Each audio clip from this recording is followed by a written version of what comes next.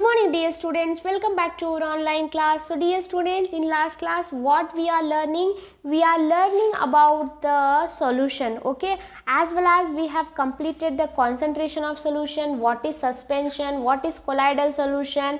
We have done the differentiation between the homogeneous mixture, heterogeneous mixture, as well as we have learned the properties of the colloid. So dear students, if we are preparing the mixture, then whether it is a possible to separate those mixture, that should be we have to search the answer this question, okay. So let's see what are the methods are there for separating the components of a mixture. So in today's class we are going to discuss on that basic concept, okay.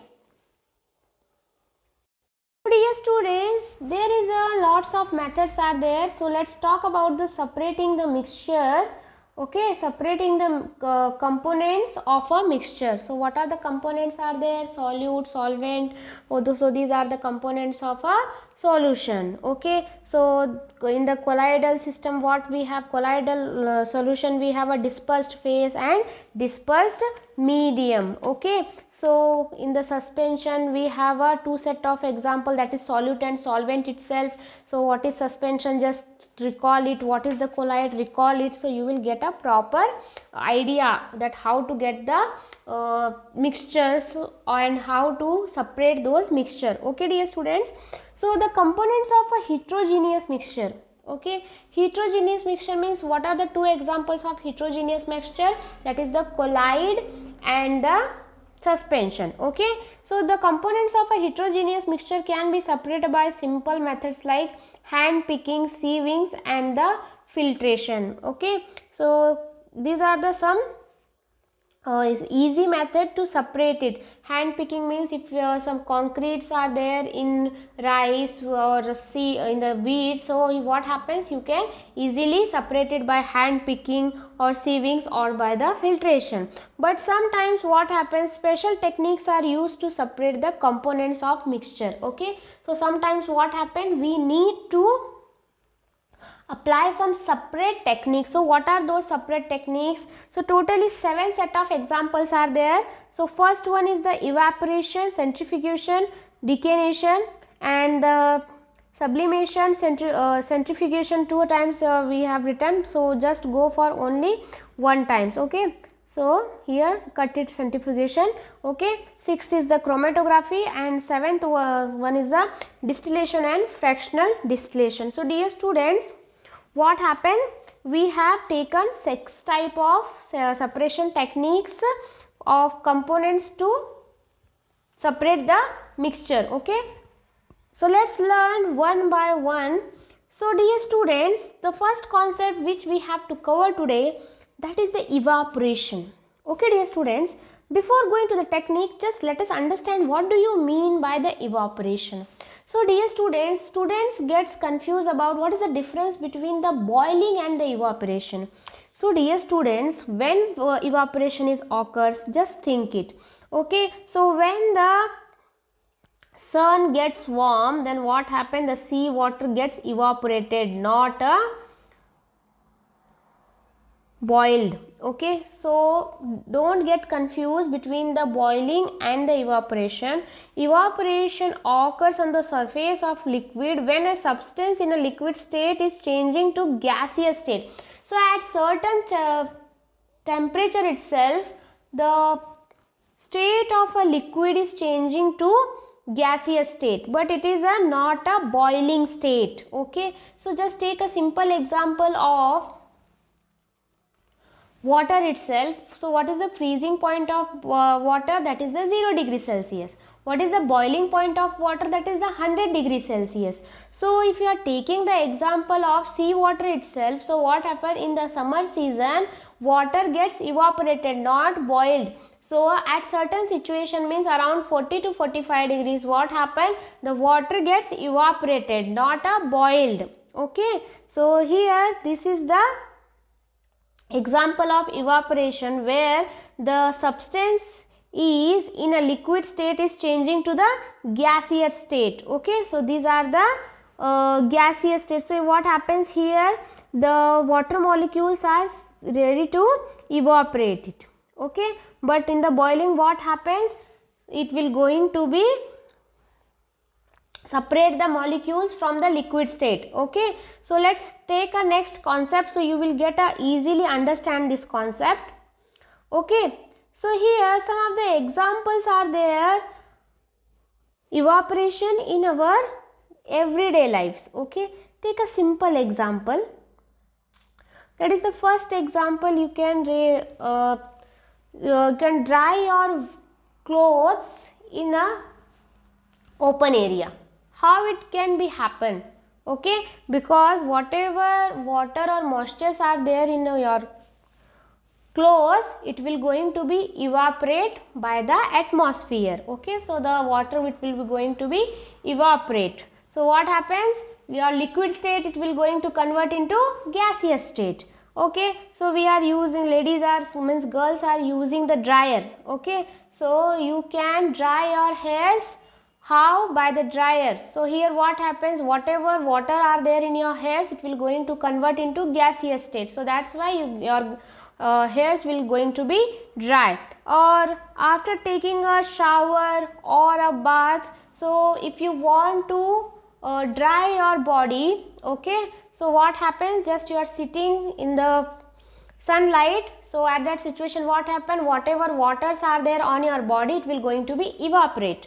So these are the some few examples. On the road street, if you are keeping the water 2 to 3 days as it is, what happened, due to the presence of sunlight, the water which are liquid present on the earth, it will going to be evaporate. Okay, so here also the liquid state will going to change into a gaseous state. So these are the examples of the evaporation in our day to day life. Okay, so what are the cooling effect of the evaporation? Okay, what are the cooling effect of the evaporation? That sweat comes out.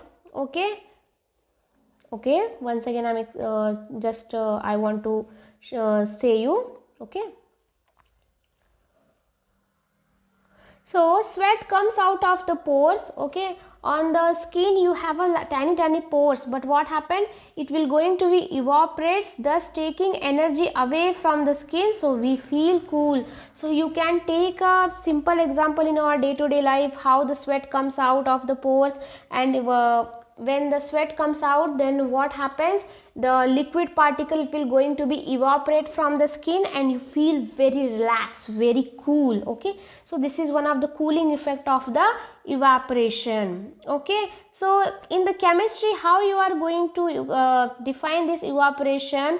So here the evaporation is the process in which liquid state changes into gaseous state due to an increase in temperature or pressure. Okay, so simple definition, when the liquid substance is going to be changes into gaseous state, then it is called as the evaporation process. Okay, so these are the example. So now let's talk about how we can use this evaporation for separating the mixture. Okay, so for doing this experiment we need to take a help of some apparatus. Okay, so let's start.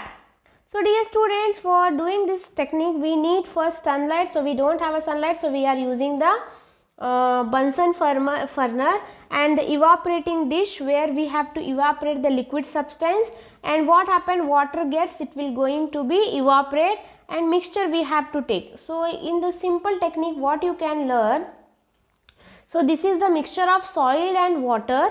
Okay, soil and water. If you are taking the mixture of soil and water, then what happens, if you are applying the Bunsen burner,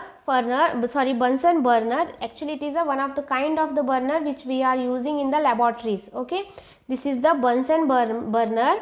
So by the help of this Bunsen burner, what happened, we are applying some heat onto the mixture of salt and water. Then what happened, water gets evaporated, and in the evaporating dish soil will remains as it is. So this is one of the technique where we can separate the mixture. Okay dear students, now let's take an example in next way. So what is the evaporation process? How we can define in the evaporation process, that this method is used for separating a volatile component or a solvent from a non-volatile component, that is the solute, by heating the mixture. So already we have taken the example about the soil and water, where which is the solvent, that is the solvent, and what is the solid particle, that is the soil. So by this method we can separate this mixture. Okay, now let's take another example about the ink in a mixture of a dye and water. So usually just take a mixture of ink, and so which color ink it is? It is a blue color. So ink is a mixture of dye and water. Dye means what? Color. Okay, ink is a mixture of dye and water. So if some ink is heated in a dish, okay, so if just you take one china dish and just apply some few drops of ink there, okay, then what happened? By the applying with the burner, okay, just heat it on, and let's see what happens. So the water evaporates, yes, because the mixture of the ink, it is a dye and water, so water gets evaporate, and what happens? The dye is left on the surface of the dish. Okay, so similarly we can separate a mixture of salt and water or sugar and water by evaporation process. So by this technique what happened? We can separate those mixture.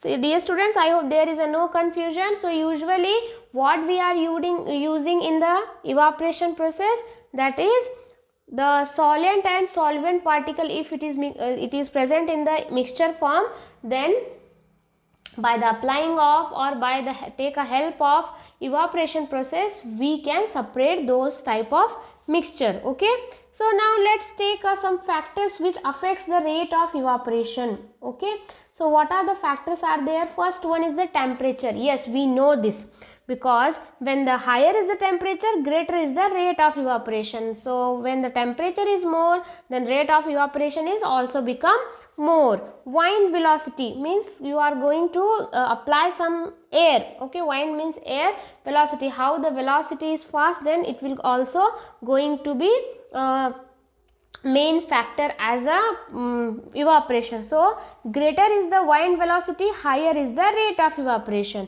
So how much velocity of wind is there, that much rate of evaporation will be going to be increase here. Humidity, okay, so high humidity lowers the rate of evaporation. So humidity means if moisture is more, then what happen? You will not get the separation of mixture easily. So you need to work more on that. So humidity is high, it should be high. So if it is high, then what happen? It will going to give you the lower rate of evaporation. Okay, then next is the surface area of the material. So it also depends upon the surface area. If the greater surface area facilitated, evaporation is more. So these are the few factors about the rate of evaporation. So I hope there is no confusion about the evaporation process. So what are the application of evaporation? Okay, let's discuss one by one. So in the first example, that evaporation is one of the most important process in the manufacture of pharmaceuticals. Okay, so in the preparation of antibiotics or in the pharmaceutical industries, what happen?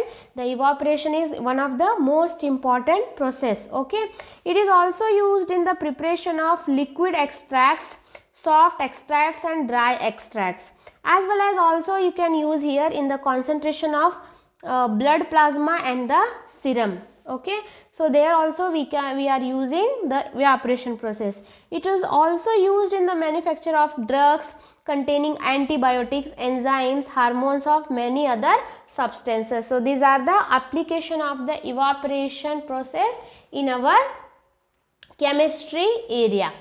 So dear students, I hope there is no doubt with the application of evaporation. What is evaporation? Whether the evaporation or boiling is different. So just keep in your mind, evaporation and the boiling state is both are different. Evaporation process is where the liquid state it will going to be converted into gaseous state. Okay, so this is known as a evaporation process. So what is the boiling? Where the molecules are ready to boil it. So just keep in your mind that evaporation and boiling points both are different. Okay, So as well as we have done the some techniques.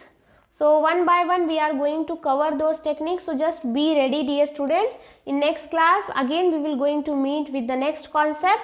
So just be ready and go through all the concept and whatever points we have discussed today. So just afterwards just write in your book. It is very important to understand the things in our future. Okay. So dear students, let's meet in the next class.